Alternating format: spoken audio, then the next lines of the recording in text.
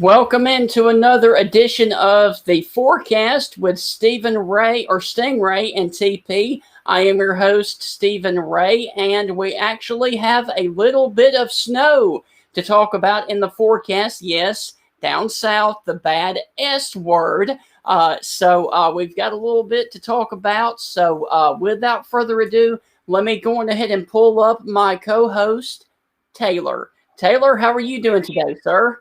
Doing pretty good, Stingray. How are you? I'm doing good, man. And the last time we talked, as you know, we had a severe weather outbreak that ultimately did not happen to produce any severe weather. What were your thoughts on that setup? And it was basically what we like to call in the weather community a bust. In a sense, it definitely was a bust in the fact that, not only did we not see severe weather, but we really didn't see much in the way of thunderstorm activity in general, where that enhanced risk was set up by the Storm Prediction Center.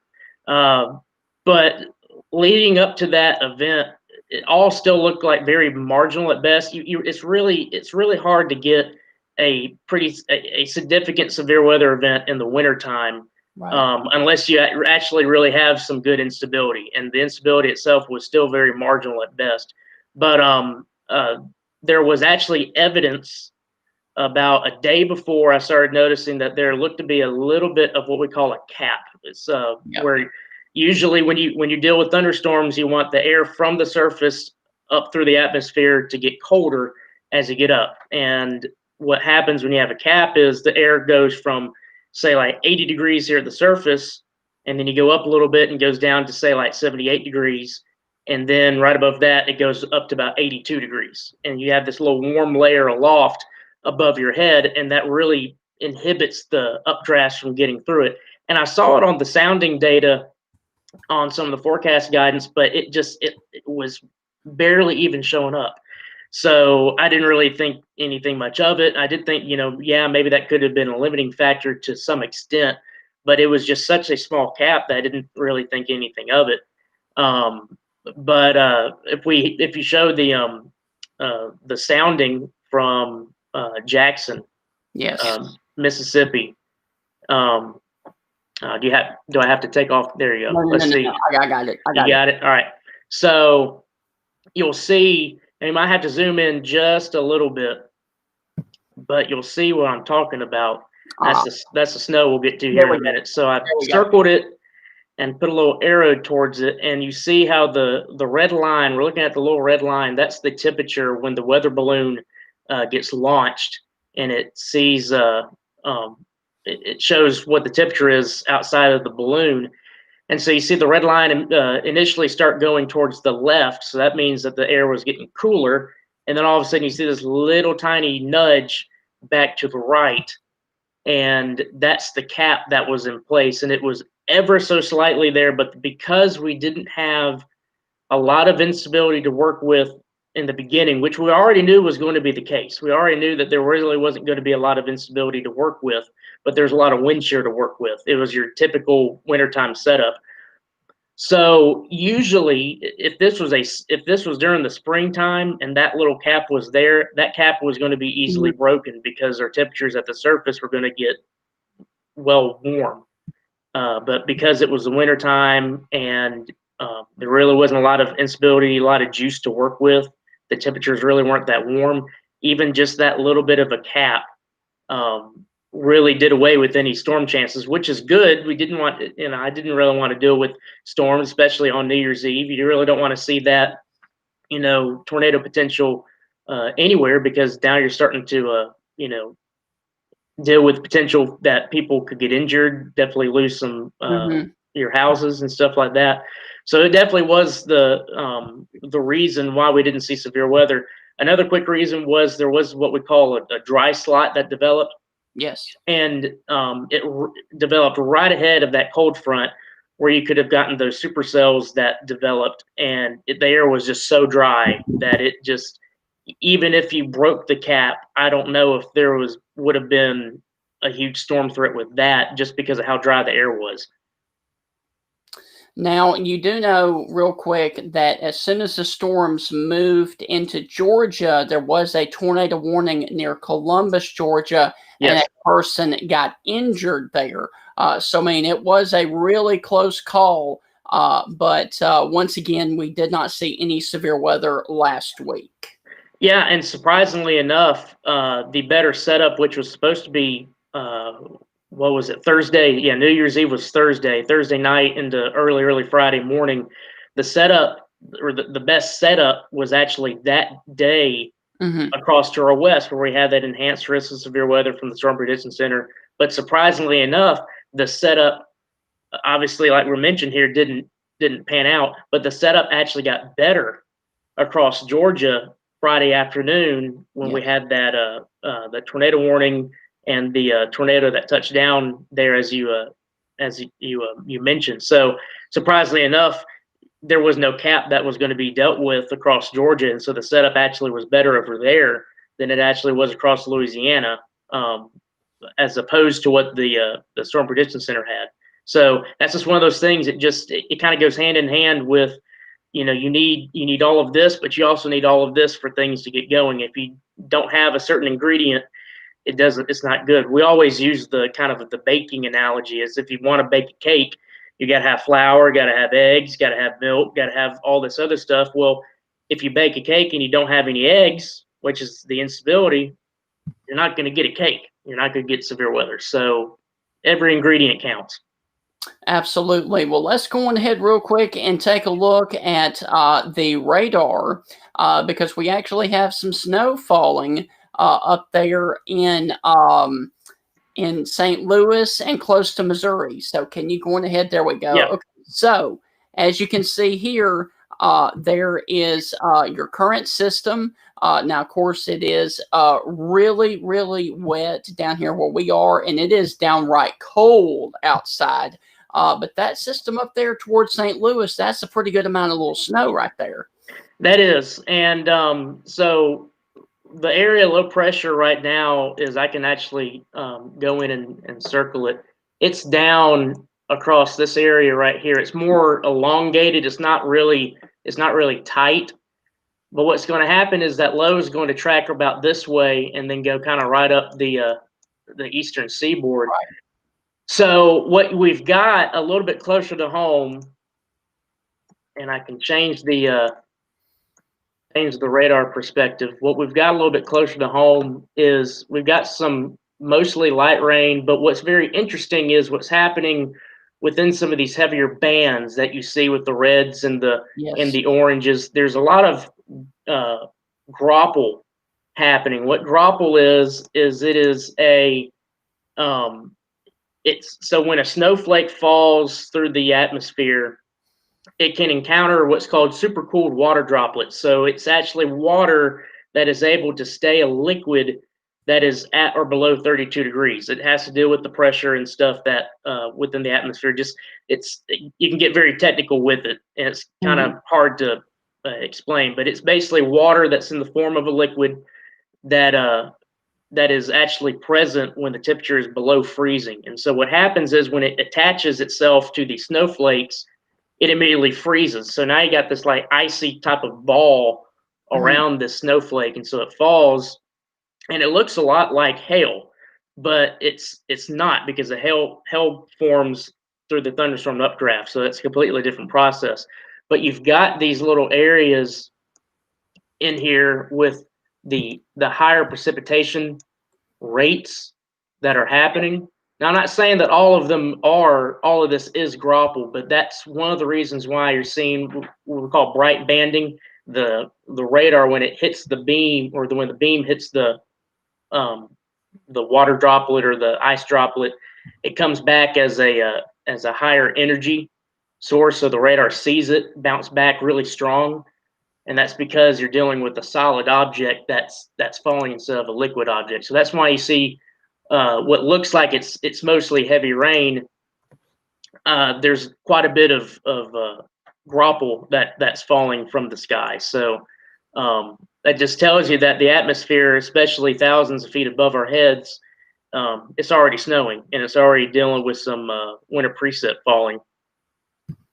Yes, absolutely. Well, and this system was pointing out a couple of days ago, and I think it was even yesterday that we could actually see some snow down here with this system, but I guess that's out of the question now. I would say flurries are definitely not out of the question, and Right. that would be more towards the Friday early morning Right. time frame. But as for any chance of accumulating snow, that's all going to be here across northern Alabama, talking about places like near Huntsville, Scottsboro, Fort Yeah. Payne, the higher elevations like that. But what we'll talk about a little bit later on is what we could be dealing with on Monday, and that has more of your typical snow event Yeah. look, and we'll get to more of that. But let's see if we can dive into some of these models and show everybody Okay. uh, But what now we'll be doing before later on today. Okay, but now before I do that, I do want to real quick do something. And let me pull this up, make it bigger. Okay, this is what I want to show. That Yes, the Jackson, Mississippi National Weather Service has gone on ahead and put out now a limited threat. This is just in the preliminary stages. Confidence is increasing that a winter weather storm could bring accumulating snow early next week. This is Sunday night into Monday. Bridges could become snow covered and slick, and the details of this potential event will likely change as we get closer, so continue to monitor the updates. exactly, and this is all due to that. It's more your classic setup that you would see when you're dealing with good snow potential here. I know in the past we've talked about, okay, a cold front's coming through. Yes. It might change over briefly on the backside. We really don't get accumulations that way. Right. This is going to be the low coming out of the Gulf, kind of going along the Gulf Coast. Yeah. And on the north side, you've got the colder air filtering in, and that changes things over to snow. And so Mhm. this is your more classic setup, and that's what's caught our eye over the past several days. Is the pattern that we're getting into really starting today with this system. This system isn't in the Gulf, but Right. it's close to the Gulf Coast. It's definitely south of us. So that's why we're dealing with snow potential later on tonight. Yes. But the pattern that we're really getting into this, if you want snow, I'm not saying that exactly going to happen by any means, but when you look at the pattern in itself, it does very much favor these type of systems that develop in the Gulf and then move on off to the Northeast, and we get snow from them. Yes. Well, would you like to start with the European, or had you rather start with the GFS? Your call. Let's go ahead and we'll do the NAM. I believe Okay. let's talk about the NAM first. Right. And so what the NAM's dealing with is what we're talking about today, and it's still very borderline. I do think for sure that there's going to be a changeover of some sort later on tonight into early tomorrow morning Yeah. across northern Alabama. The question is, what is the temperature profile? There it is. What's the temperature profile going to be in the lowest levels? We're talking about 3,000, 2,000 feet, and then down here to the ground, because Yeah. that could make or break people getting accumulating snowfall out of this. So what's going to happen is you see the model there, you see the little dashed blue line, and it has the numbers and it says 540. So that is what we call the thickness values from the surface up to the 500 millibar level. And what happens is the 500 millibar level where it's at, it fluctuates based on the temperature. Of course, as we learn in science and in elementary, middle, and high school, that cold air is denser than warmer air. Hey, real quick, just for those watching, I'm sorry to interrupt, but for those watching, basically the 540 line is basically stretched across Highway 82 in Mississippi going into Yes, Alabama, just to kind of give you a reference point if you cannot see it. yes, it almost splits the state of Mississippi in half, and Yeah, then starts moving up on a line from say like Tuscaloosa to Birmingham, and then up to Gadsden.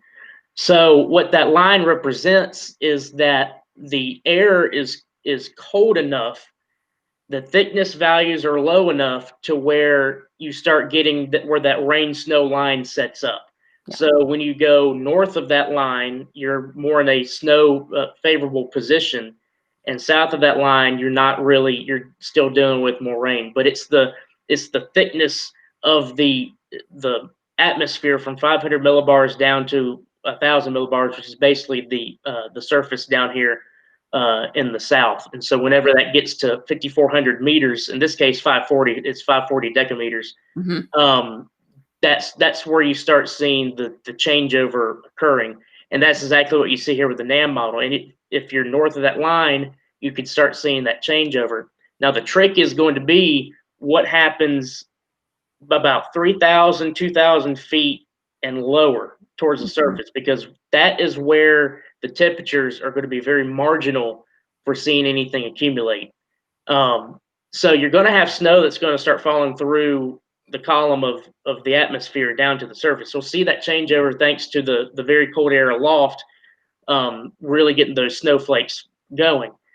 So what will happen is when they fall through the column of air and then encounter the warmer air, they'll start to melt. But because it's a frozen, I guess, particle, if you will, it's a frozen object that's falling through the column of air. It produces what we call evaporative cooling. It's the same type of thing that happens when you're taking a shower, taking that hot shower, and then you get out of the shower, and all of a sudden, oh my gosh, I'm cold. Where's that towel? I need that towel quickly. It's because you're going into that different air mass. So going from a very warm, moist air mass to more of a cooler and drier air mass outside your shower, and then all the water on your body immediately evaporates, and it gives off it basically just it really quickly cools your body down. So it's the same process with the snowflakes, is that it'll fall through the column of air. Well, it's encountering a different air mass, but because it's frozen, it will start cooling it off as it begins to melt. So the interesting thing to watch will be is when all this changeover starts to happen across northern Alabama, how quickly can it change over is one thing, but how heavy can the precipitation fall? And if it falls really, really hard, then you're going to get a really quick evaporative cooling process, and you're going to have a temperature at the surface start out as like 37 or 38. And then within a matter of maybe a couple of hours, you're down towards like 34, 33, or even at freezing across some locations. And you're definitely going to need a much stronger low to produce a lot of snow. You know, Exactly. 1,003, or I'm sorry, 1,009 is not that pretty. It's not that strong. And as you can see, like you said, that low is going to be sitting just northwest of Savannah tonight at midnight. And then it goes off into the Atlantic, and you really get a lot of snow basically from Nashville and points off to the east over towards, Gatlinburg, Pigeon Forge, and then Chattanooga. It's going to be probably on the southern fringe of that. Right, and you're exactly right with the strength of the low. If you really want a good snowstorm, first off, you need that low down closer to the Gulf of Mexico. Yes. But you want that low to generally be below 1,000 millibars. And when you start getting into that realm, you're talking about the low around, like, say, 990, 995 millibar. What happens is the lift associated with it gets a lot stronger, and you get a lot more moisture advection from the Gulf of Mexico inland. And then it starts going, you get more moisture riding up and over the cold air on the northwest side, and that's when you start getting that huge snowfall event. One of the other things that'll be interesting with this is when we get the changeover, like I mentioned, how hard is the precipitation going to fall? How hard, when the changeover occurs, how hard will it be snowing? And if it snows really, really hard, we could start getting into the territory of talking about the snowfall rates versus the melting rate. And what I mean by that is, so if the ground is, say, 36 degrees, of course, when the snow falls, it's going to immediately melt. But if it's coming down so hard, then your snowfall rate will be greater than your melting rate. And so then you start piling on, okay, it's actually going to start to stick, because when you have light snow, I mean, everybody has seen snow that comes down and it lands on your car or your grass or your back porch, and you look at it and it's above freezing. You'll see when it hits, literally within a matter of seconds, it's gone. It's now just liquid water. But what can happen is, if it snows so hard and it's still above freezing outside, instead of the snow falling on the ground and immediately melting within a few seconds, it's not going to just be landing on the ground. It's going to start landing on top of other snowflakes. Well, the snowflake is frozen. So now it's actually landing on top of a surface that is actually freezing. So while underneath that, it still is doing its melting process, you're just piling on the snowflakes on top of snowflakes on top of snowflakes. And now you're talking about, you've got about an inch or so of snow on the ground while it's still like 34, 35 degrees outside. Yes. So that's definitely something that it would be interesting to watch later on tonight, to see how fast, how much heavy snow could actually be falling, if it does at all. It's possible that it might not. But it's definitely in the realm of possibility that we'll have to watch for, is that could it actually, when it changes over, be snowing so hard that you end up getting the snowfall rates greater than the melting rates, and people start getting their ground white. And that could actually start accumulating on the roadways as well if it comes down really, really hard. I still think the roadways, for the most part, are going to be good. They're just going to be wet.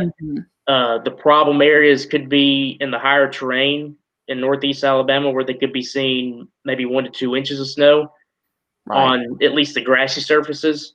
But you start getting into the territory of, it's going to be colder up there, closer to freezing, if not slightly below freezing. Hey man, real quick, I got to pull you up full screen real quick. So go ahead and talk, and I'll be back in 30 seconds. You got it. All right, so what we're dealing with tonight is what I've been just talking about. You're going to have that low pressure that's going to move off to our south. It is already south of Birmingham and Huntsville. But on the northwest side, later on tonight, you're going to get cold air that's going to come in from the north, and it's going to start changing things over to at least a rain-snow mix. But I do think there's going to be some decent communities that get the full changeover to snow. And then the whole question then starts getting asked, all right, what about accumulations? And really, this is just going to be a wait and see event.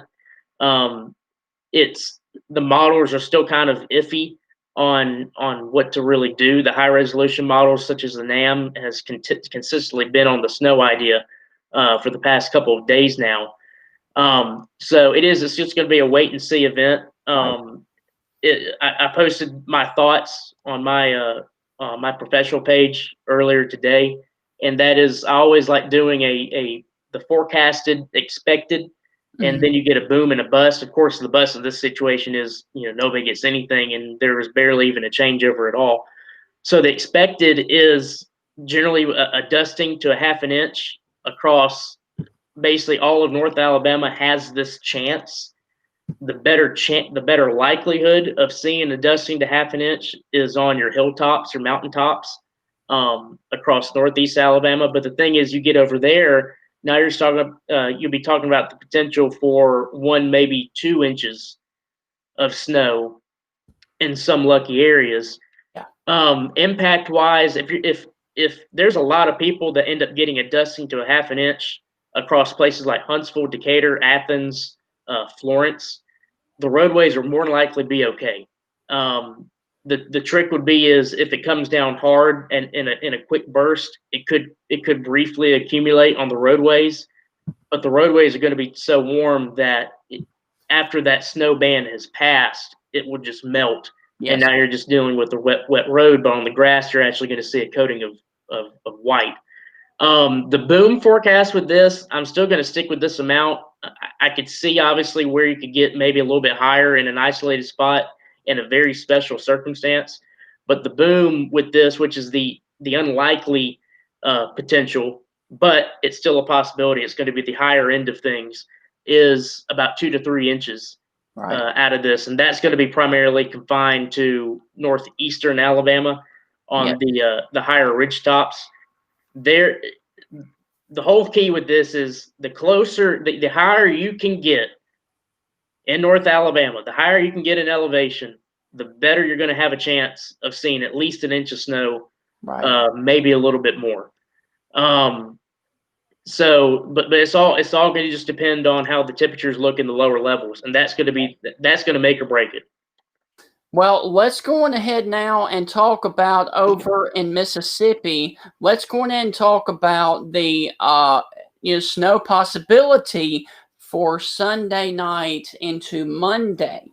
Because a lot of people are going to, be wondering about that, and especially if you're up there in northwestern Mississippi towards the Memphis and Oxford areas. What are your thoughts on that? Now, of course, this is from the National Weather Service in Jackson. They have already started to prepare for it. Confidence is increasing that snow is possible early next week. So, based on the model runs that we've been watching over the past several days, the what we call the deterministic models, Yes. it's what you see with the GFS. It's what you see with the European. It's that individual model that you see being tossed around there. That will always kind of flip flop in these situations. But when you look at the ensembles, it's the GFS ensembles, the European ensembles. It's all these other model runs that go with slightly different parameters with them, so you get a big variety of possibilities. And one of the things that I've actually been noticing that it's been keying in on is the snow potential for Louisiana, Texas, and Mississippi. But then it starts getting more iffy across Alabama. It's just because of the way the low tracks right now, at least in the model run. So this is the European model. This is the trying to look. All right, this is the latest. Yes, This is the 12Z run. So this literally came out about an hour ago. And so go ahead. I'm sorry. You see, the snow is falling at noon on Monday, according to this one, from about Memphis, Hernando, Mississippi, Oxford seeing snow, Tupelo, and all the way down to Greenwood and Greenville, Mississippi.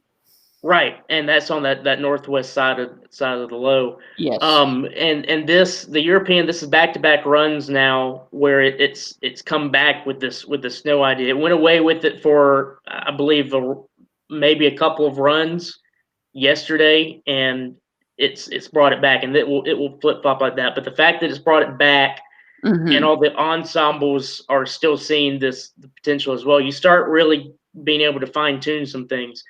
So one of the things that you'll go ahead and notice is that where the low is situated, it's literally directly below Biloxi, Mississippi, and Mobile, Alabama. Yep.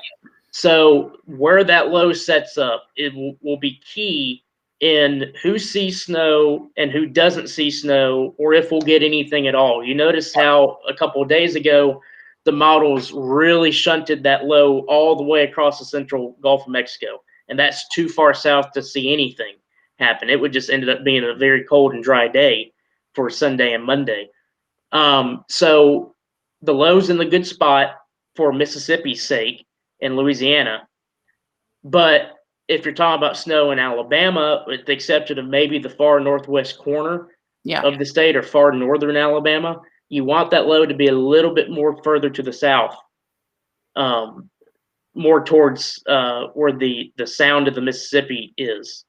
Down there across Louisiana, you would want it to be a little bit further down that way, because then that brings the rain snow line further to the south. Yes.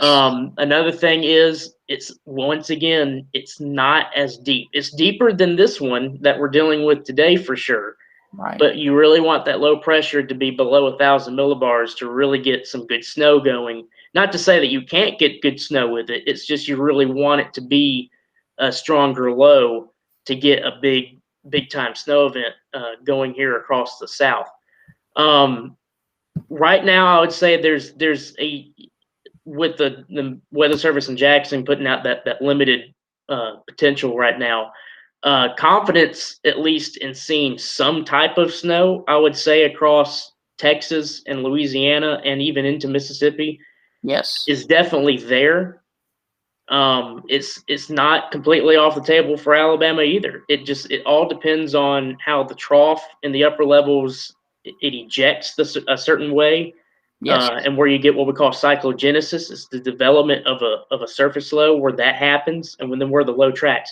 I'll go ahead and tell you, if the low tracks down further south of where the Europeans showed, and it's I'll try to track this kind of like a landfalling hurricane. If it moves onshore closer to Panama City and the Jacksonville area, where the panhandle of Florida, you get the turn that goes down to the peninsula. If it goes across that area and then gets across Jacksonville, Florida, then I do think, depending on, of course, how strong it is, I do think that there will be the potential for a decent snow event across Mississippi and Alabama, and then into Georgia. Now, again, you don't look at just one model run or just one model in general. You want to look at the ensembles, and what the ensembles are showing is there's still that potential there. And this is the weather surface in Memphis. So if you're across Jackson, Mississippi, up to Memphis, at least the northwestern part of Mississippi, and then into western Tennessee, you have a better chance of seeing the snow because you're going to be dealing with the cold air already in place. The trick's going to come is how far south could that get? Now, listen to this. Going back to tonight, rain may change over to snow before midnight in northeast Arkansas and the Missouri Boot Heel and northwestern Tennessee as well. Yeah, and that's, of course, with the system coming on tonight. Yes.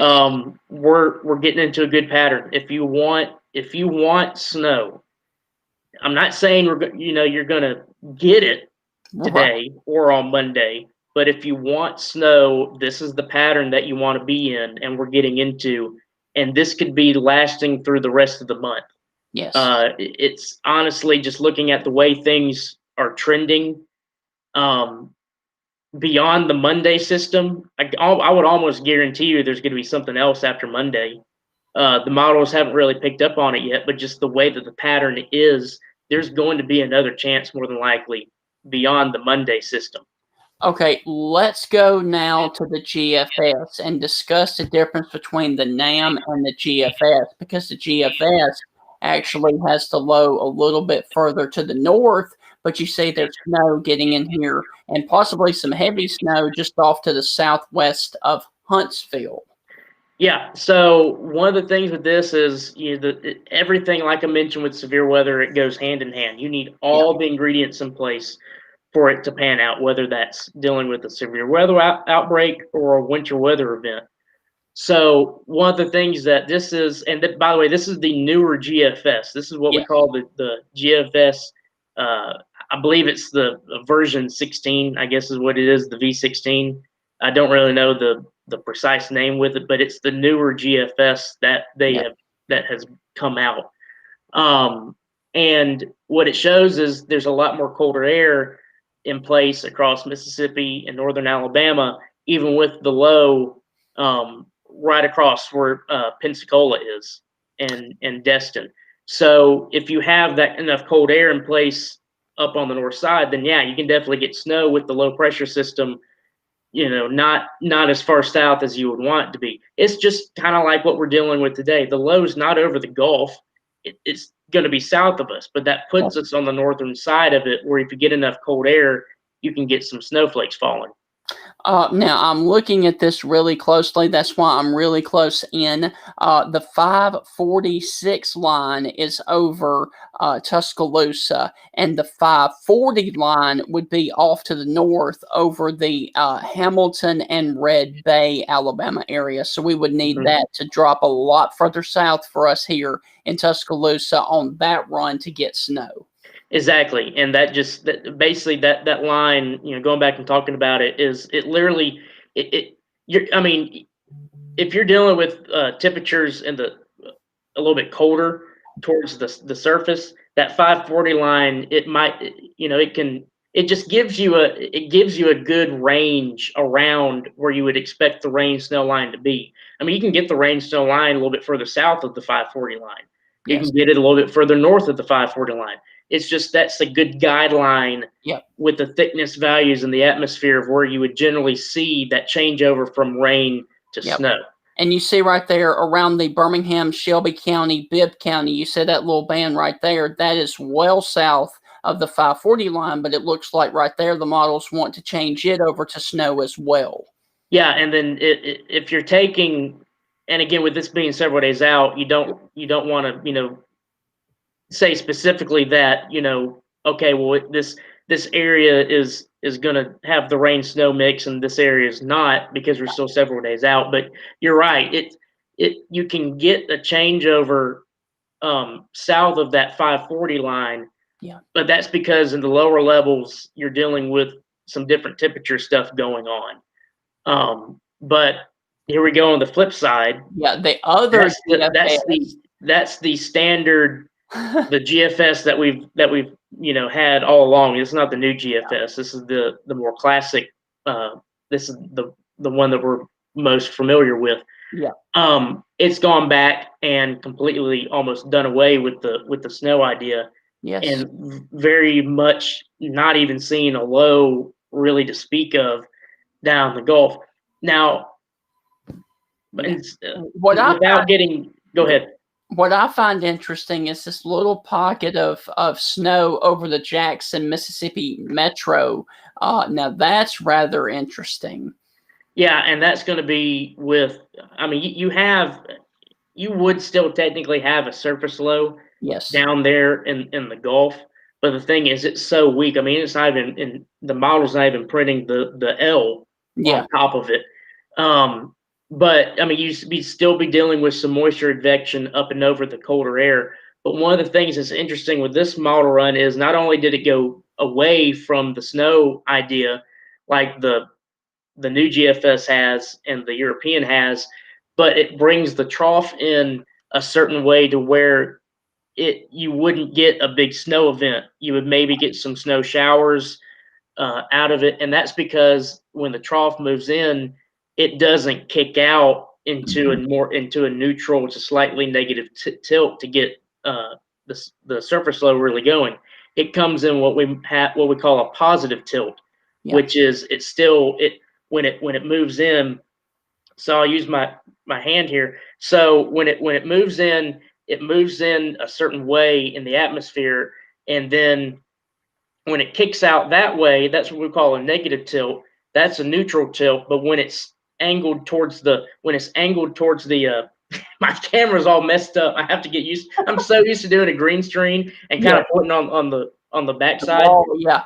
It's so when the trough gets angled from say northeast to southwest, that's what we call a positive tilt, and you really don't get a lot of cyclogenesis ahead of it, and really get a deep surface low going. You'll get an elongated area low pressure going, but until that trough goes into a more neutral tilt where it's vertical, more north and south oriented, then you start getting a cyclogenesis going on the east side of that. And then you really get it going when it kicks out to more of it's more southeast to northwest oriented, or northwest to southeast oriented. And so then when it kicks out that way, you get the surface low and it really starts getting wrapped up. You get good cyclogenesis going, and that's where you deal with either a severe weather event or a winter event, just depending on how it sets up. But the fact that it actually put the trough in more positively tilted, that's an interesting idea. And I'm not saying that it's going to happen. It could easily happen, because we're still several days away from this. But it's just it kind of struck me that it actually did the trough that way, as opposed to what it had been showing in the past. But once again, it's just one model run, and this is what we call the deterministic model. It's literally just one idea. But what you want to go into is what we're showing here, and these are the ensembles. This is the GEFS. Now this. No, I'm sorry, man. Go ahead. This one actually has, oh man, this is really small and I don't know how to zoom it in. But this one actually has a bunch of snow, basically from the Highway 82 corridor to the north, basically, and then a lot of snow back here on this one right here. Yeah, and this is where you start if you really want to forecast snow and winter weather, especially down here in the South. Yes, you definitely need to look at the deterministic models, but you really need to look at the ensembles. And so what the ensembles are is you see all these other images. There's 20 of them right there. So each one of those is a different model under the big GFS umbrella, if you will. And so what it does is each one of these models will start off with slightly different parameters, and it gives you a slightly different idea, or even a drastically different idea in some cases, of what could take place. So a good analogy is, and I know the Weather Service likes to use this, and it's a really good analogy. Everybody knows the game show Price is Right. Yes. When we were kids, when we were sick from home, prices. Oh, we'll always have it on. Always have it on.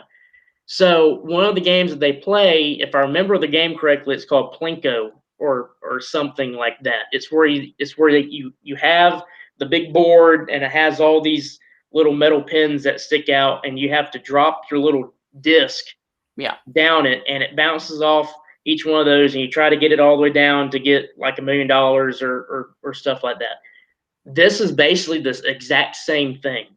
So when you have the deterministic model, the main GFS, the main European that you see the model runs for, that's literally you're just having one of those discs, and you're literally, okay, I'm going to drop it here, and then that's your idea. That's wherever it lands, it goes down. That's that model's idea. Yes. Well, now you have, okay, instead of just dropping one of these little discs, I'm going to drop 20 of them. Mm-hmm. So you start dropping all those, and now you got a big probability that you can look at. And so that's where we start getting into, okay, how's the probability of snow? And if you have like 80% of the ensembles showing snow, then there's probably a good bet that you could be dealing with some snow. Now, on the flip side of that, if you only have like 5% or 10% of the ensemble showing snow and the rest showing rain, then you're not looking at a good probability of snow. So this is all adds into the probability of what you could see. And right now, the GFS, the ensembles still show that surface low down there in the Gulf. Now, some of them has a good surface low. Others really don't have a good surface low. But the fact that it still shows the majority of the ensembles still show a surface low down the Gulf, that really piques my interest. And you start getting into, okay, well, there's a good probability that you'll be at least dealing with a surface low down there. Now you start looking into, okay, well, how many of them actually show snow happening? And there's still a handful of them that show snow happening with the system on Monday. Do you want to go to the next one? Yes, go ahead and go to the next one. So this was, well, before you switch off, let me go ahead. So that was those are the newest ensembles from the GFS. That's what we call the 12Z run. That literally happened about 2 hours ago. Yes. Now we're looking at the European model. Yes, and everybody in the weather community, and probably even people outside of the weather community, have heard us say and know that the European model is much more reliable. It is. That doesn't mean the GFS can't get things right. I mean, it can easily do that. And I've seen it do that before. I've seen the European model completely completely, have the horrible idea, and nothing of it comes true, and the GFS actually does. But the fact that the European model is still showing a decent snow event for some places in the South, that definitely, sticks into your mind as, okay, well, it's a European model now. And even the ensembles with it, I know we don't have the ensemble graphic. The ensembles are still showing, a good idea. Yeah. With the system on Monday. But yet again, with the European, the further north that low gets from the Gulf Coast, the further north the snow event is going to be. The further south that the low gets from the Gulf Coast, the further south the snow event would be. So it all hinges on where that low develops, where it moves, and then of course on the other side of things, where exactly is the cold air in place? Because you can have a low down there, and on the northwest side there's not enough cold air for snow, and then everybody gets rain. But in this situation, it's your classic setup where there's already some cold air in place, and you got a low that's down there close to the Gulf of Mexico, if not in the Gulf of Mexico, and that's when you start getting that snow potential. And it's still showing it. So if it continues to still show this, and the ensembles continue to support the idea, then you can start getting into, okay, what about amounts, locations, stuff like that. So if it still shows this, once we get into, say, Friday and Saturday of this week, then we can start more fine tuning things. And of course, then you start getting into the higher resolution models coming into play. So as you can see right there, rain is changing over to a mixed bag of precip there cut through Pickens County noon on Monday. Exactly, and that's at least according to this run of the European, Yeah. that's where that rain snow line, the mix will set up.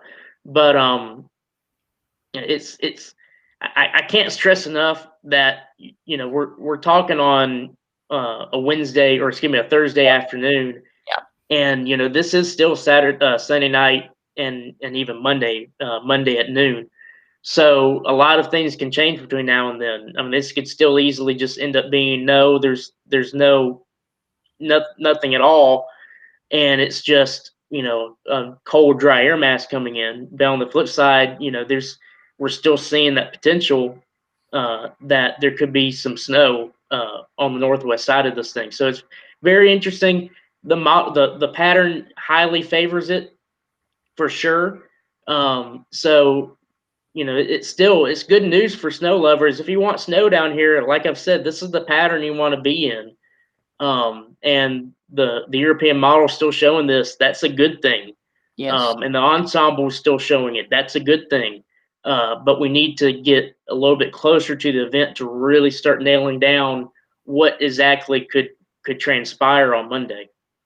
And I tell you this too, it would not surprise me one bit to have this model run come out and say snow, snow, snow, and then the next one have the low over Memphis, and we have a severe weather outbreak. Yeah, I mean, it could easily flip flop. The one things, and this is what us in the weather community have to keep in mind, is that with certain setups, the models do good, and then the models do bad, and it just there's some, not to get too technical, but there's a lot of a bias. Not really a lot, but there's definitely some bias associated with certain models. Yeah. Like the NAM model, it's usually more severe weather and warm biased, meaning that when you're dealing with a severe weather potential moving in, the NAM and even the the rapid refresh model that we use the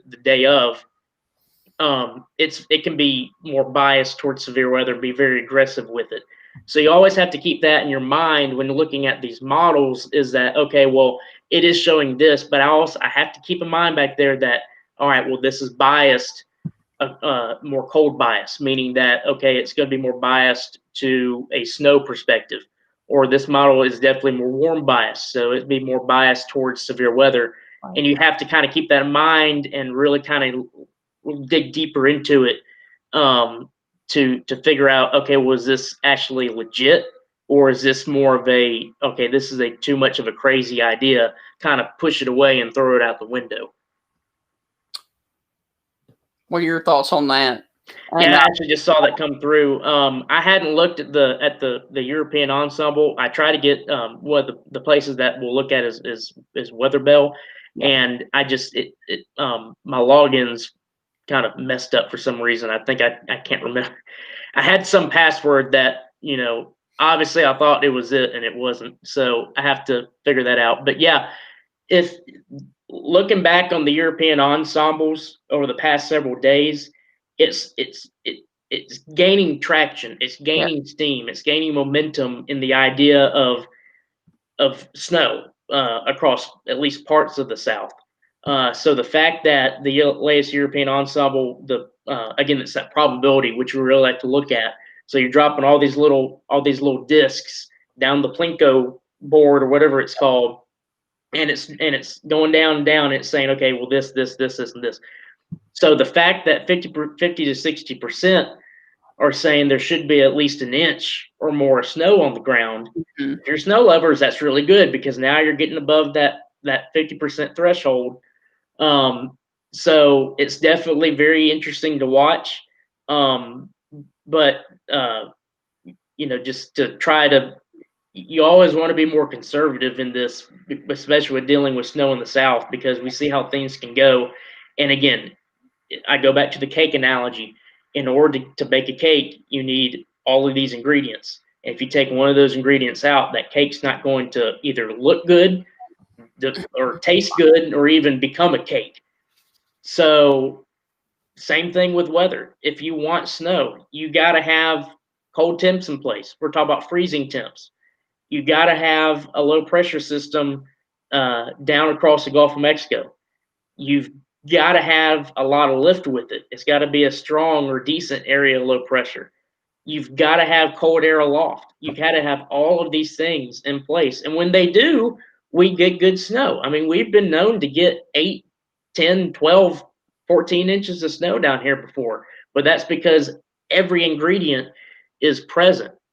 So, this is definitely one to watch because it is more of your classic snow setup potential with that low down near the Gulf, cold air in place, cold air aloft, a lot of lift. So it looks like it has all the ingredients, but looking like it and actually it being that way is a whole nother story. Yes. Because you could have models all day long showing snow, snow, snow, and then one little teeny tiny aspect, one little temperature difference. I mean, it could easily be a degree. It could be you're talking about 32 degrees or 33 degrees just above your head, and you're dealing with either several inches of snow on the ground or you're just dealing with rain. Yes. Well, are you ready to move on to the snowfall accumulations from the GEFS? Yes, this would be the GFS ensembles. And so what this is it's through the entire run of the models. So it goes out 384 hours. So you're talking about it's going out to Saturday at midnight on the, trying to read that. It is kind of small. I apologize, but it's the way that the image is grabbed. Is January 23rd? Yes. Yeah, so we're talking about from now, and this is, of course, going way, way out into the future. But what I wanted to show is the fact that this more than likely won't be the only system that we're dealing with. Not the one today for Thursday, and not the one for Monday. There's going to be another system out there just because of the way the pattern is setting up. I would almost bet money on it that there's going to be additional, at least one other system before the month of January is over that we're talking about. Okay, could there be winter weather involved with it? Yes. So what this shows is, so you've got 20 ensemble members here, and there are more ensemble members. It's just this is what this website is able to get. And so what you're looking at is the snowfall accumulation from today all the way through January 23rd at midnight. And what it shows is there's really good, I won't say consistency, but there's a really good idea, at least in the ensembles, that the active weather pattern will continue and there could be additional shots at some winter weather. So you don't take one at face value. Just look at all of them and you see how there's the majority of them do show at least some snow Yes. down here across the South. I mean, obviously some of the members have more, some of the members have less, but the whole consensus is that we're getting into that pattern that favors some winter weather. Right. Now, check out this one. Ensemble member number 4, up here, in the almost the right corner. That one has the snow basically along 2059 and down in the Pine Belt of Mississippi. That's rather interesting because everybody else had it further off to the northwest. And one thing I would say with that is just based on the fact that this is from now through the 20 into the 23rd. Yes. That might not be the system on Monday. That could actually be snowfall that's being picked up on a system beyond Monday. Okay. Now, check out the one down here, number 20 in the bottom right corner. That one looks like a ton of snow for places like Memphis, Oxford, and Tupelo. Yeah, and you're going to get this with the ensembles because, like I've said, each one of these images that you see in this model is a completely different model run. So it has different ideas that it starts off with. What happens is, so say right now there is that surface low that we're watching across Mississippi moving in Alabama. So it starts off that way, but then you have all these other members, the little members that you see there. They'll say, okay, well, I'm going to start off with a surface low, maybe a little bit closer to here, or the temperatures are going to be a little bit like this. Each one has a slightly different parameter that it uses to give us the probabilistic outcome. So while each model has the low or the snowfall and maybe a slightly different location, if they're all kind of close together, that gives you a really good indication that, okay, there's a high probability that this is going to occur. And that's where you start getting, like how James said, the latest European ensemble says 50 to 60% of at least 1 inch or more. I don't know exactly where that is, but it's somewhere down here across the South. I can't look at it right now, but that's because all these ensembles, a good portion of them are saying this is our idea, and it starts kind of locking in on not only where the better snow might set up if there is snow, Yes. but all these other factors as well. So it's really good. It gives you a wide variety of opinions out there.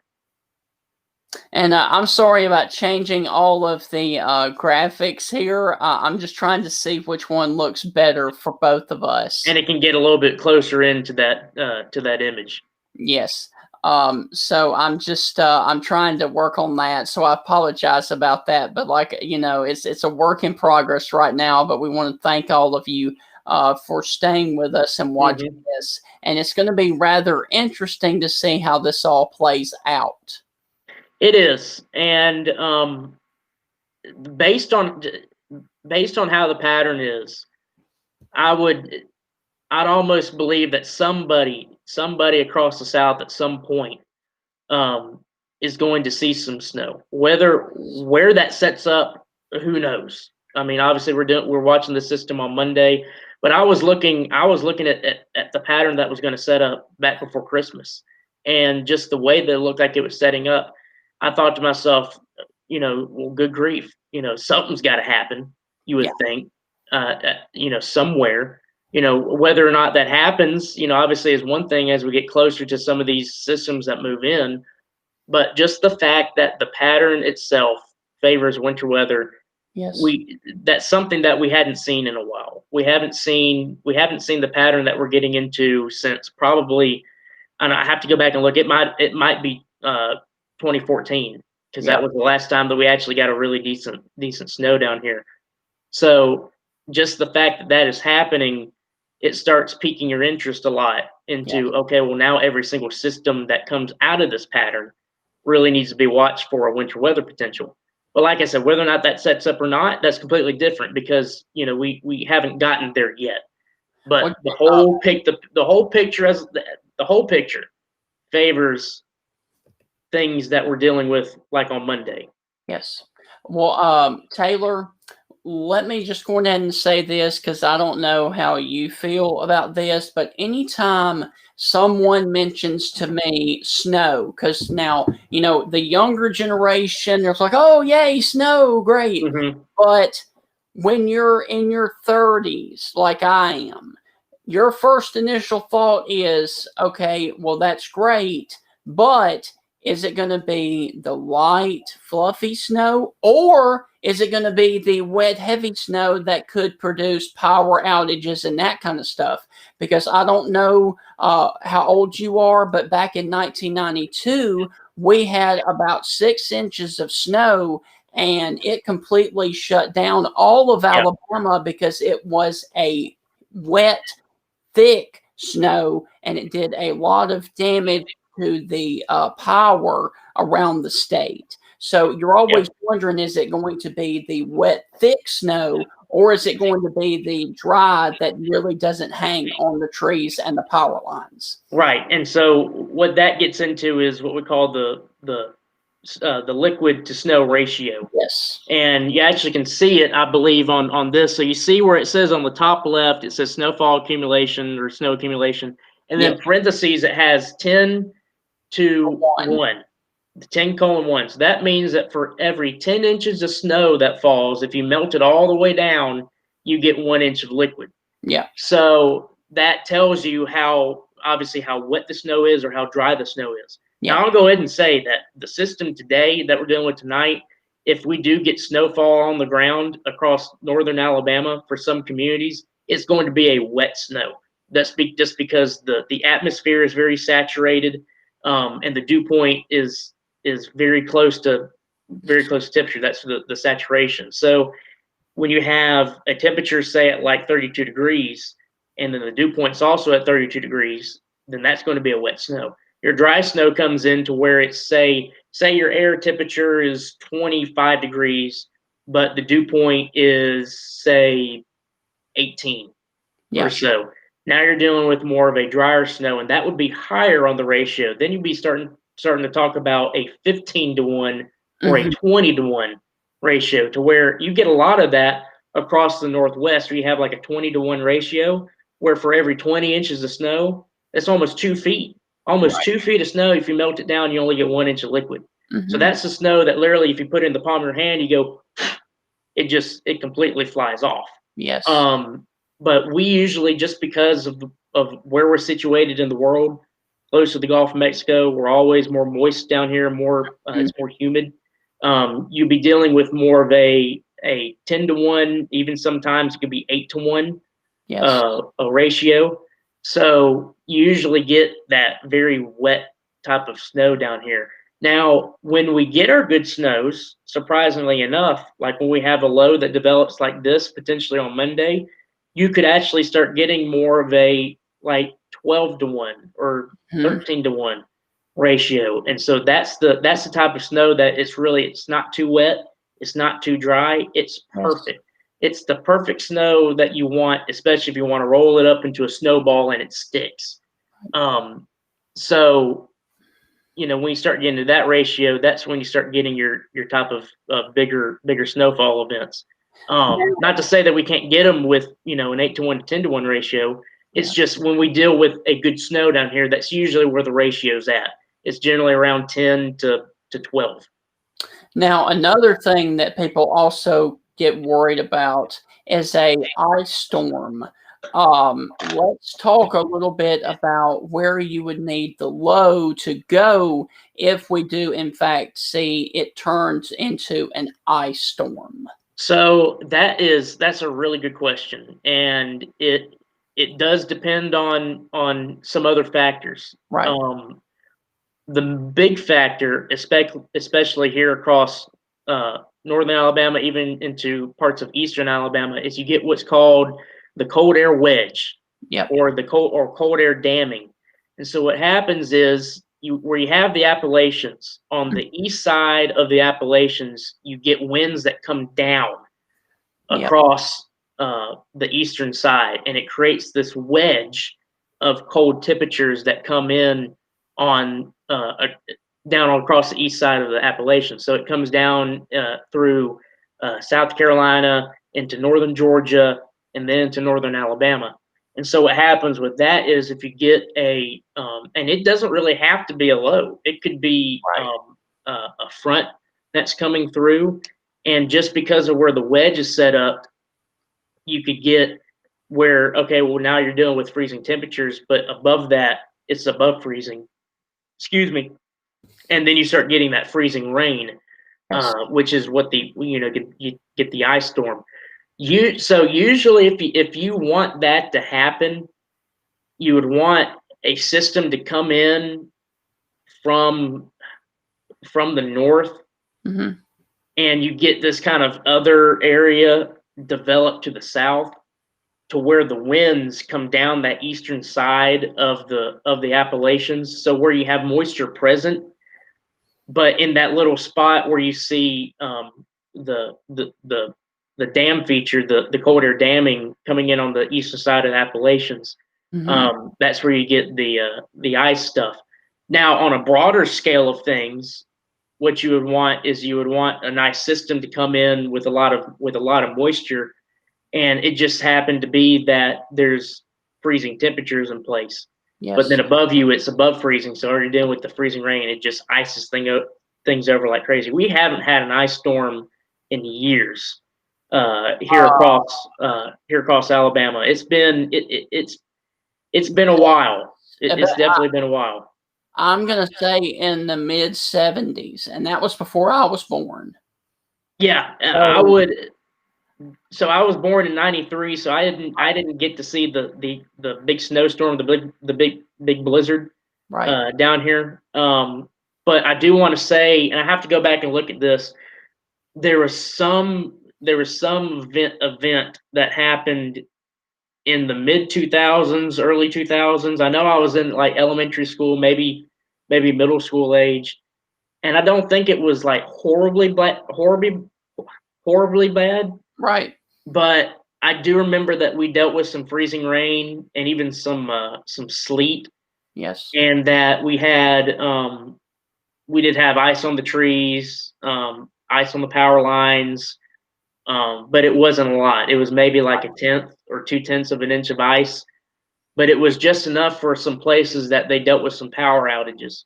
Yes. But I can't remember when exactly that was, but I do know that it's been a while since we've dealt with not only just icing like that in general, but a full-fledged ice storm. Which, matter of fact, they actually got an ice storm up in Missouri and Illinois, and even I think into parts of Indiana the other day. And it's been a while since I've seen one of those. Yes. Across that part of the area. They definitely got it more. It's been more recent for them, but at least what I can remember, it's been a while since I've seen one even in that spot. Yes. Well, buddy, I tell you what, it's going to be really, really interesting to see moving from now until the Sunday, Monday time frame to see where exactly this low actually does pull up. Exactly, and I'll go ahead and kind of say this to kind of end things on the talking about that system. You don't go all in right now for everybody out there who's watching and listening. Don't go all in. Definitely have the hope there. Yes. The hope is definitely there. It's definitely alive. A snow threat, a decent snow event is definitely on the table for Monday. But we've seen how these things can turn out. So don't go all in already saying that, oh, well, yeah, it's going to snow on Monday. I'm not saying that by any means. But the probability that dealing with at least something is definitely there for Monday. When you start getting a lot of the ensembles on board, that broadens your range of potential. So we're not going into this with only like one model run saying it and only one or two ensemble members having snow. This is not like what we saw back on what was it, late November, early December. Yeah, where we actually got a good lake effect snow band that actually set up from Decatur down to Arab, where they got about 2 inches or so on the grass. Wow. This is not one of those setups. This is your more typical setup that you would see with the big snow event. But we're not going into this with only a small portion of the ensembles supporting the idea of snow. We're starting to get into, okay, there's a more ensemble members showing it. It's a growing movement that's starting to turn the dial a little bit more towards, okay, this looks like it could actually be a decent snow threat as it looks right now. Now, we're still way too early to get into talking about the exact timing, the exact placement of snowfall amounts. Definitely not in that territory. Once we get into the higher resolution models, the NAM, even getting to the HER, there's some HER model runs that go out 36 hours. So you actually start getting that a little bit later on down the road. Yes. So once we start getting into Friday and Saturday, and especially Sunday being the day before the event, we'll start to really start fine tuning the forecast. We can start talking about, if the models are still showing this by then, which I think they will, especially with the way the ensembles are going. Not to say that it can't. I mean, it could easily go away from it, but the fact that it's been consistent in going this direction. By the time we get into Friday and Saturday, we can start fine tuning things. Right. Maybe start talking about, okay, what about snowfall totals? Yeah, in some areas potentially, especially when we get into Sunday, the day before and even the day of, we can start nailing some things down. But one of the things that will be good, and is why the models are probably starting to get a little bit more towards that snow idea, is it all has to do with where it's coming from. So right now, that system that we're watching for Sunday into Monday, it's getting close to coming across the United States. Yes. So while it's over the waters or even over the northern Pacific towards Alaska, what you're getting is data from some weather buoys out there, some the aircraft that fly at that level. Matter of fact, kind of quick side story, that's why some of the models were struggling during the pandemic, is because a lot of the upper air data, it doesn't just come from weather balloons, it comes from commercial airliners that fly at these high altitudes. And so the fact that the airliners were basically shut down during the height of the pandemic back in March, April, May and stuff, the weather models really struggled because they didn't have all the data that it usually gets. But what happens is, so when it's over the seas, over into Russia, where it's still up towards the Arctic, you don't have good upper air data to get things going with it. But once it starts moving over the lower 48 it moves into Washington, into the Northwest, Pacific Northwest. Well, now you're starting to get the weather balloons getting lofted into the system.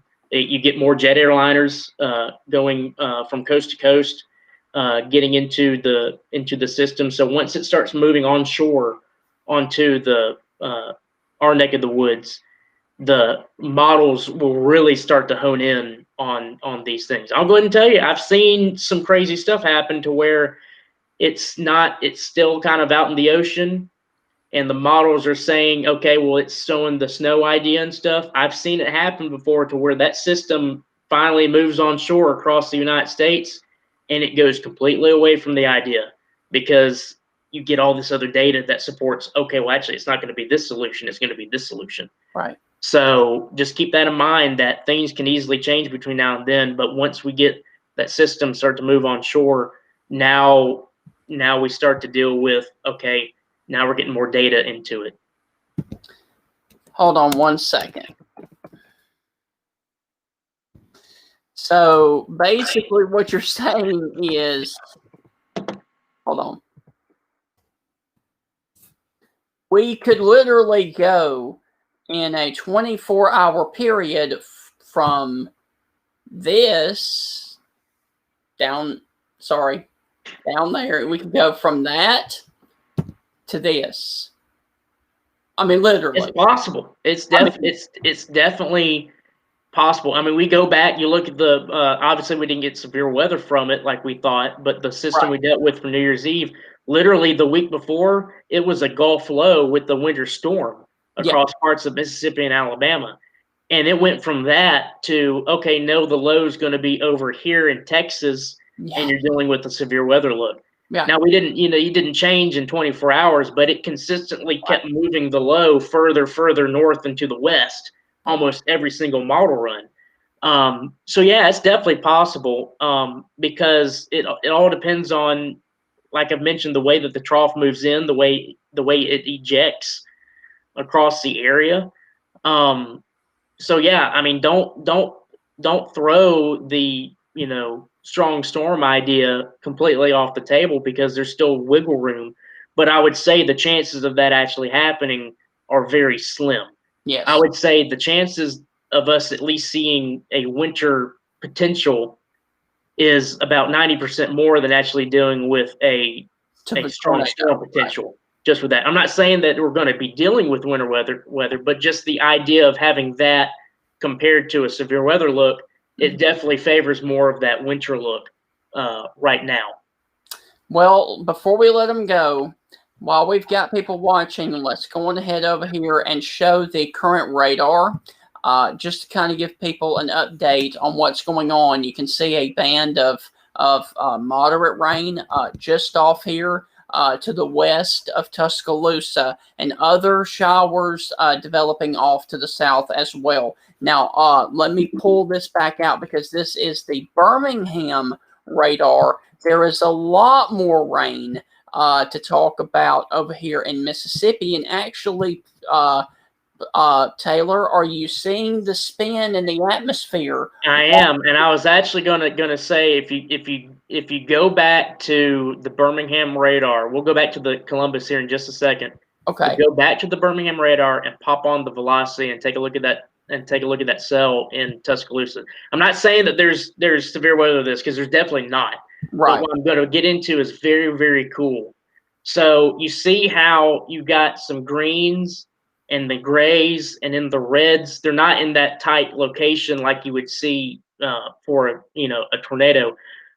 But if you see how there is some grays and some reds around that green. Now, if you go back to the reflectivity data, what you'll see is that this cell is not a storm, but it does have rotation with it. And that's very, very interesting, because it is so close to where the center of low pressure is.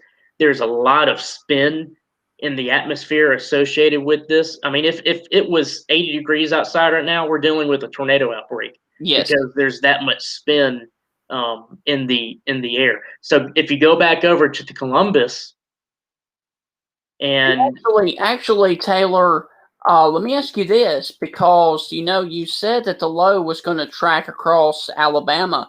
Could that actually be the low that the models were wanting to go further south, and it's lifting up like that? That is a possibility too. Maybe. I think actually what you might be getting is a meso low. It's a more localized area low pressure. If you switch over to the Columbus, you probably get a better look at it. So if you notice, if you put that in a loop, so you notice how, yeah, that's definitely some spin down there. Right. But if you back the picture out, look at how things are moving across the west. You see how everything's kind of it's kind of sitting there, but see how it kind of still juts out to the to the west. I think the main low is a little bit further south than that. I do, just based on that, it looks like it's a meso low. But you know what? Let me do this real quick. It closed on me. So are you going to bring up yours, or do you want let me do, I'm going to what's called the mesoanalysis page. Okay.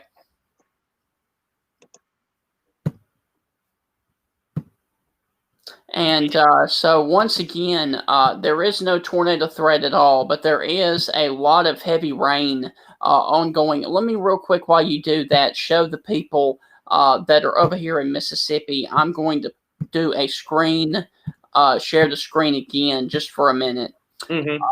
Give me just a second. Go back. And as you can see right there, there is an extremely heavy rain falling basically from Maben, Mississippi, all the way down to just off to the northwest of Brooksville. And that is right over that meso low. So if you're in Starkville, Artesa, West Point, or anywhere along Highway 82 over here in East Mississippi, there is a lot of heavy rain, and especially in the city of Starkville right now. All right, so if I can pop on. All right, let me take this down. And let me pull yours. Let me stop sharing. Bingo. All right, we got it? Yep, yours is up. All right, so what this is, I know it's not showing the radar data. There's some right. The mesoanalysis page is something's up with it. It actually started back on New Year's Eve. But anyway, this is the current surface observation. At least we talk about the where the pressures are at and stuff like that. Yes. These are actually the surface observations, but this is the sea level pressure, mean sea level pressure, and the wind. And you notice how it's a very broad area of low pressure. And what is supposed to happen, and it's going to be based on this. This is what's happening at 500 millibars. And this actually gets me thinking that maybe this is the spin associated not only with the low pressure, but the upper level low itself. Right. Basically situated right on top of it. So this is what we're talking about with the low I mentioned earlier in the upper levels, the trough, how it's tilted. So if you go and if you draw a line, this like from where the main axis is, it's a negative tilt. And so what happens is you have the one surface low that's down here, and then you get another surface low that develops further down here. Yeah. Because of where the trough is kicking out and where it's oriented. So I think that's probably it's associated with the low pressure, that spin that's over there in Columbus that you can see from the radar. Yes. But I don't think it's the main low itself. I think there's just a lot of spin in not only the lower levels but also the upper levels. So it could be associated with the upper level system as well. I've seen you can see those spin on radar before too. Well, guys, we really hope you've enjoyed the second edition of the forecast with Stingray and Taylor Plott, or TP for short. And we may actually, Taylor, I hadn't talked to you about this, but if it continues to show snow, we could possibly do another show sometime either Saturday or Sunday. Exactly. Go into the specifics of accumulation. Exactly. If this idea that we're seeing in the models that has been piquing our interest over the past several days continues, then yes, once we get into Saturday and Sunday, you get a lot more high resolution data to work with, and you can start fine tuning and talking about snowfall totals, amounts, if it actually gets to that point. But we still got several days to watch this. But the trend, if you want snow, the trend's in the right direction across parts of Mississippi and even into parts of Alabama.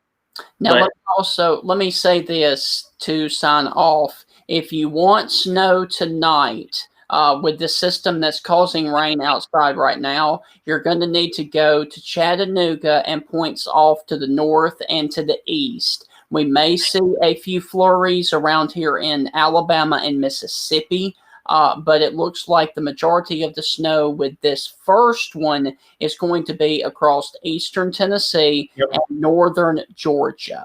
Exactly. Now, it doesn't rule out parts of northeastern Alabama and really North Alabama in general. Right. At this point, it's a wait and see. Yes. But yes, you're definitely right with the better overall setup for snow is better across Tennessee and into the Appalachians, northeast Georgia as well. They've actually got a winter storm warning out there across northeastern Georgia right now. So if you're wanting snow here in Tuscaloosa or points like that, just go ahead and cross your fingers for the Monday storm system. Exactly. It looks promising. We'll keep tracking it. If you are definitely a snow lover, keep your fingers crossed. Yes. This one definitely has better potential than what we've seen in quite a while, actually. And actually, we have not seen a snow that I can remember off the top of my head in about 2 years here. So we are definitely needed some white stuff on the ground. Exactly. And just, with 2020, I know we're out of 2020, with that just being such a tough year, it's almost like I would very much enjoy, I think a lot of people would very much enjoy a snow day if we get it here across the South. Now, I will say this too, with the pattern being like it is, we very easily could potentially have a active tornado spring season. It's possible if you look further down the road, and all of this just has to do with upper air patterns and sea surface temperatures regarding whether you're in an El Nino or La Nina. Even though we can't obviously predict there's going to be outbreaks and all that stuff in the spring, we can get a general idea of how things might go later on. They don't always go as planned, but you can get a decent kind of big overview of things, and it looks like what we could be dealing with is going from a weak La Nina. Yes. Into more of a neutral phase where it's neither La Nina nor El Nino. Yeah. And usually when that happens, you get a little bit more of an active severe weather season in the spring. Yes. So yeah, that's definitely something to watch. And you can tie things back to the winter and how winter goes. And if you have an active winter, sometimes that can point to, at least early on in the spring, you have an active spring severe weather season. So everything usually kind of goes hand in hand in regards to patterns and things like that. But as it looks right now, going into the month of March, April, and even into parts of May, it looks like it could be dealing with a weak La Nina going into a neutral phase, and usually, not always the case, but usually you start getting a little bit more active thunderstorm wise because of that. And we'll cross that bridge a little bit later on. Right? Exactly. We'll get out of this winter. Once we get into March and April, we'll start dealing with that. But you can. It's not getting specific as like we would be dealing with a 7-day forecast, but you do look at those things, and it does give you a decent idea of what could be taking place. The same thing with the hurricane season. You start looking at El Ninos and La Ninas and what you're in right now, what it could be going into later on, and you can get a decent idea of how the hurricane season can pan out. Earlier in 2020, you're looking like, okay, the pattern is going into an active hurricane season, and sure enough, it went into a very active hurricane season. Probably one of the most active ones we've ever seen, at least in historical perspectives.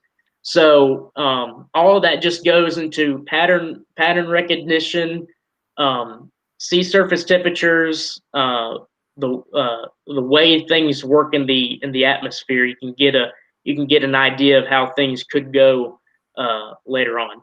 Yes. Well, man, that's going to do it for this edition. We hope you guys have really enjoyed it.